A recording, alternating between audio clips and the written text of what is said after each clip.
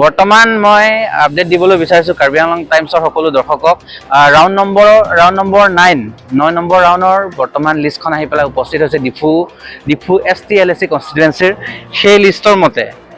অমৰ Singh টিছয়ে vote লাভ কৰিছে 2561 জয়ৰাম ইংলেঙে লাভ কৰিছে 1246 লগতে জটছন বে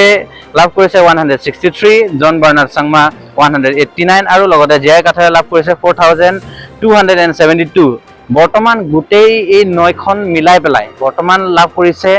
অমৰ সিং টিছয়ে 33248 জয়ৰাম ইংলেঙে লাভ কৰিছে 8935 জটছন বে লাভ কৰিছে 1173 জন বাৰ্নাৰ্ড চাংমাই লাভ কৰিছে 1627 আৰু জিয়াই কাথাৰে লাভ কৰিছে 29981 বৰ্তমান যেহেতু আমি এই গোটেই লিষ্টখন দেখিবলৈ পোৱা গৈছে বৰ্তমান 9 নম্বৰ আহি পালে সেইখন লিষ্টৰ মতে আমি যদি চাবলৈ যাওঁ বৰ্তমানো বিজেপিয়ে বহুত আগবাঢ়ি আছে 2 নম্বৰত আছে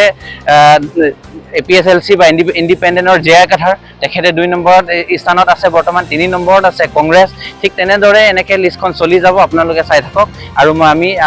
যেনেকৈ আহি থাকিব আমাৰ ওচৰত খবৰ আমি আপোনালোকক জনাম